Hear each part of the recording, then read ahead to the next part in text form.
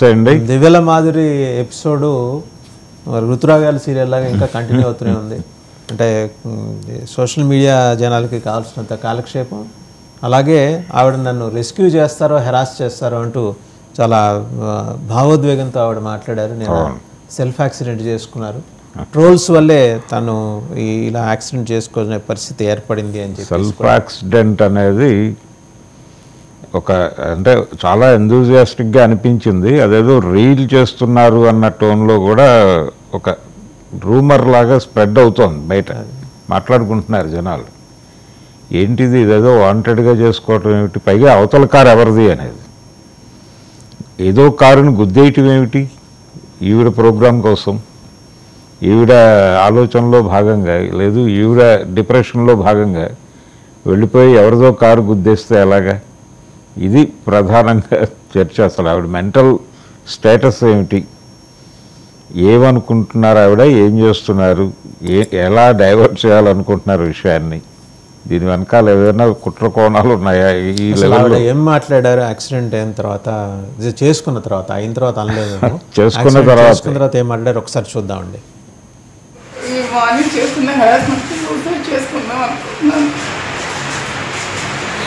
Treatment అవుతుంది, చచ్చిపోవాలని నేను చచ్చిపోతాను. నేను ట్రోల్స్ స్టార్ట్ చేసిన కామెంట్స్ భరించలేకపోతున్నాను. నా పిల్లల మీద అది చేసిన కామెంట్స్, నాకేం ట్రీట్మెంట్ కూడా వద్దు, నేను చచ్చిపోలేదు. ఎక్కడికి వెళ్ళట్లేదు, నేను చచ్చిపోదామని వచ్చింది, నేను గుర్తిస్తాను కావాలా.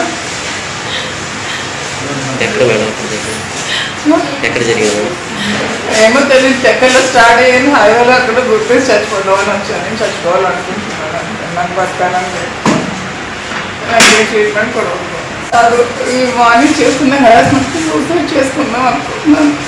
సో చూసారు కదా, అంటే ఆవిడ ఏంటంటే ఆ హెరాస్మెంట్ తట్టుకోలేక సూసైడ్ చేసుకోవాలని, వాణి చేస్తున్నటువంటి హెరాస్మెంట్ తట్టుకోలేక సూసైడ్ చేసుకోవాలనుకుంటున్నాను అంటే జనరల్గా ఒకటి జరిగి ఉండొచ్చు. ఆవిడ కారులో వెడుతూ ఉండగా ఎవరైనా ఫోన్ టాక్ చేసి ఆవిడ్ని కొంచెం ఇబ్బంది పెట్టి ఆ డిప్రెషన్లో నుంచి గుద్దేసి ఉండాలి, కానీ అలా చెప్పట్లేదు ఆవిడ.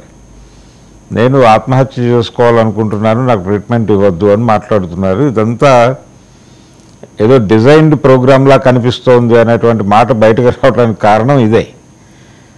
అంటే అసలు ఆ లెవెల్కి ఎందుకు అంత డిప్రెసివ్గా ఆవిడ కనిపించలేదు. ఆ ముందు ప్రెస్ మీట్ పెట్టి మాట్లాడారు ఆవిడ, మీడియా ముందుకు వచ్చి చాలా స్పష్టంగా తన అభిప్రాయాలు స్థిరంగా ప్రకటించారు ఆవిడ. గతంలో ఆత్మహత్య ప్రయత్నం చేశాను, అప్పుడు శ్రీనివాస్ తన చేయి పట్టుకుని భరోసాగా నిలబడ్డాడు, అతనే తన ఫ్రెండ్ ఫిలాసఫర్ గైడ్ అని చెప్పింది ఆవిడ. ఇలా ప్రకటించినటువంటి సందర్భంలో ఆవిడ చాలా స్థిరంగా మాట్లాడినటువంటి మహిళ ఇలా చేసేసుకుంటుంది అని ఎవరు అనుకోలేదు. ఇది ఏమిటిది సడన్గా ఈవిడ నిజానికి అప్పటికే ఈవిడ మీద ఏమేమి మాట్లాడాలో అవన్నీ వాణి గారు వాళ్ళ పిల్లలు మాట్లాడేశారు. ఈవిడకి చాలా క్లియర్గా ఉంది, అప్పుడు చాలా స్పష్టంగా ఉన్నారు. సడన్గా ఈ టర్న్ తీసుకోవటం ఏమిటి, పైగా అతన్ని నేను ఇది చేయటం ఏమిటి, అతనికి నేను ట్రాప్ చేయటం ఏమిటి, అతనికే నేను 2 కోట్లు ఖర్చు పెట్టాను అని చెప్పారు ఈవిడ.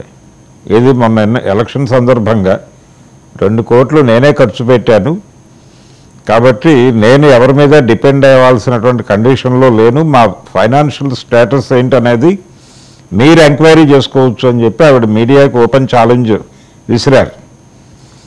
ఇది ఇప్పుడు జరిగినటువంటి యాక్సిడెంట్ సీన్ చూసేసరికి దాంతో ఈ ప్రెస్ మీటు, అలాగే ఆవిడ యాక్సిడెంట్ తర్వాత ఆవిడ హాస్పిటల్లో మీడియాతో మాట్లాడినటువంటి పద్ధతి, ఇవన్నీ చూస్తుంటే స్టిల్ ఏదో డ్రామా నడుస్తోంది అక్కడ అనే సందేహం రావడానికి ఒక ఆస్కారం ఉంది. కానీ కాకపోతే అది వాళ్ళ పర్సనల్ గొడవ, దాన్ని ఎందుకు ప్రపంచం ముందుకు తీసుకొచ్చి గందరగోళం చేయదలుచుకున్నారు. నిజానికి దుబాడ సీను దాన్ని 4 గోడల మధ్య సెటిల్ చేసుకోవాల్సిన వ్యవహారం, దాన్ని ఆయన రోడ్డు మీదకి తీసుకొచ్చాడు, వాళ్ళ ఫ్యామిలీ రోడ్డు మీదకి వచ్చేసింది ఆల్రెడీ.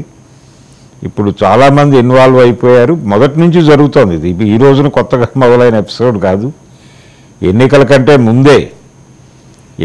కంటే ముందే ఈవిడ కేసు వైసీపీ అధిష్టానం దృష్టికి వెళ్ళింది. అధిష్టానం అంటే సర్వశాఖ మంత్రి సజ్జల రామకృష్ణారెడ్డి గారి దృష్టికి వెళ్ళింది.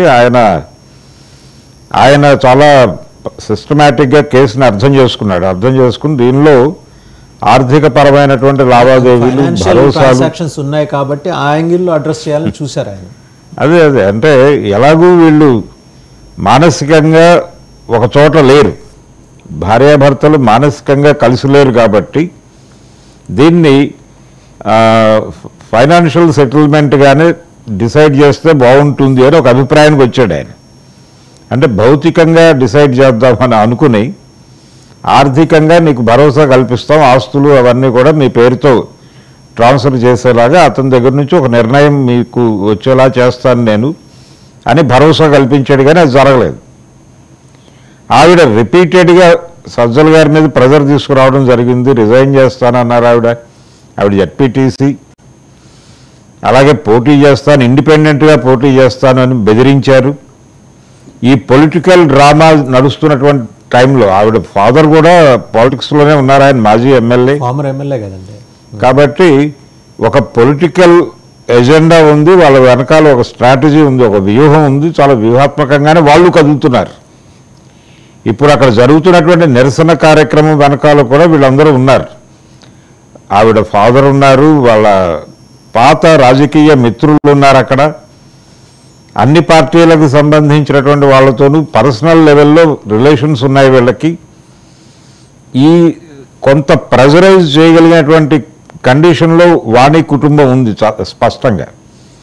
దాన్ని ఎలా ఎదుర్కోవాలి అనేది అర్థం కాక వీళ్ళు నిమిషానికి ఒక నిర్ణయం తీసుకుని కొంచెం ఎంతూజియాస్టిక్గా పెడుతున్నట్టుగా ఇప్పుడు ఈ యాక్సిడెంట్ చూస్తే మనకు అర్థమవుతుంది. ఇప్పుడు వైసీపీ నుంచి ఎవరు పట్టించుకుని సీరియస్గా దీన్ని పరిష్కరించడానికి ముందుకు వస్తున్నట్టుగా ఎక్కడా కనిపించట్లేదు. నిజానికి మనం జిల్లా వైసీపీ నాయకత్వం, శ్రీకాకుళం జిల్లా వైసీపీ నాయకత్వం ఈ పార్టీకి అక్కడ వాలిపోయి విషయాన్ని పరిష్కరించేసి ఒక కొలిక్కి తీసుకొచ్చేసి ఉంటుందని అనుకున్నాం, కానీ అది కూడా జరగట్లేదు. వాళ్ళు ఎవరు కదలలేదు, ఎవరు మాట్లాడటం లేదు. ఇది మొత్తం జనం చూసుకోవాలి ఈ ఇష్యూని అన్నట్టుగా నడుస్తోంది. కాబట్టి ఈ దువ్వాడ డ్రామా ఏమిటి అంటే ప్రధానంగా ఇక్కడ ఫైనాన్షియల్ సెటిల్మెంట్ జరగాల్సి ఉంది. వాళ్ళు కూడా అదే అడుగుతున్నారు. అతనికి వేరే రిలేషన్ ఉంది, అది చాలా బలంగా ఉంది, మొత్తం అన్నీ కూడా అటు పెట్టేసే మూడ్లో ఉన్నాడు అతను. కాబట్టి ఇమ్మీడియట్గా మాకు రక్షణ కావాలని ఆల్రెడీ కోర్టులోనూ కేసులు ఉన్నాయి.